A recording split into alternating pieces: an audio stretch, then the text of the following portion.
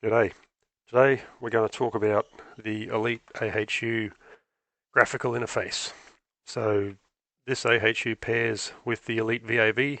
There's a video for that. I'll put a link in the description. These pair together, and once the VAVs come online and can communicate with the AHU, they'll automatically be picked up and the AHU will start controlling on values received from the VAVs. This is more the commissioning tool,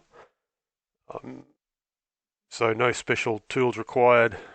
I'm using Microsoft Edge to log in. They're HTML5 graphics, so you could use a tablet or a phone, a smartphone, whatever suits. I've found that laptops or notebooks, whatever you want to call them, lay out the page better. So over here we've got the designation of what unit you're connected to. Obviously the inputs are the inputs, no brain surgery there. I've made the effort through this to highlight what's at each input. So UI1 is fan status, UI2 supply air temp, blah blah blah. Same with the outputs, supply air fan, run light, blah blah blah. So if you're trying to diagnose something, it becomes a pseudo points list.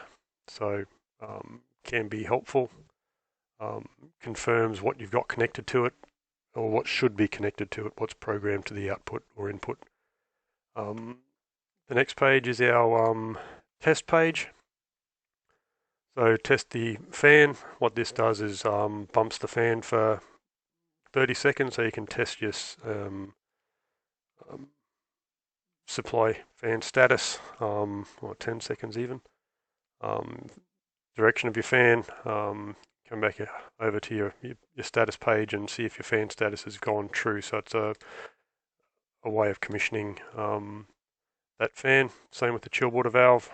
It will drive the valve fully open and then fully closed. And if you're using the feedback on the other side, go back to your inputs and you can watch your chill water valve position drive as well. Same with the outside air dampers, drives them all open and closed, again as a commissioning tool. If you want to use your electricians, once they power it up, all they've got to do is push the button. They can make sure the output works, make sure the values are reading. Makes it very simple.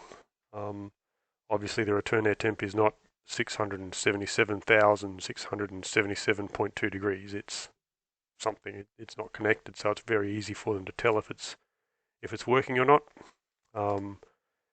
We also have a comms test page. So on this page you can see what VAVs are communicating back to your AHU.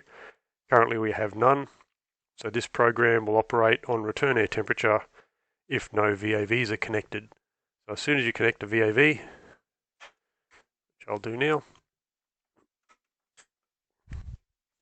give it about 10 seconds and the VAV will come online, changing from red to green, and comms OK. So 7 has just come online. You can see that it's very obvious, especially when you're daisy chaining. As of the current release in May 2020, the EasyIO Controllers can daisy chain up to 30 VAVs in a what are they calling it? A spanning tree network. So a complete loop all the way back. So now we've got VAV4 has come online. So as you build up, you can see where your comms link has failed. Especially if you're using a daisy chain, you can get up to 9 VAVs in a single run. I'm not sure if that's still the case with spanning tree or not, or whether you have to complete that loop back. But yeah, it's a way of confirming what's communicating and what's not, to confirm that all your shit's working. Obviously we can license the thing from here, change his ID, change his backnet stuff, blah blah blah. Fairly quick and simple tutorial, I guess, on how all this works. Leave a comment if you've got any suggestions. Press the subscribe button if you haven't already, because what the fuck, why not? and see you in the next video. Cheers.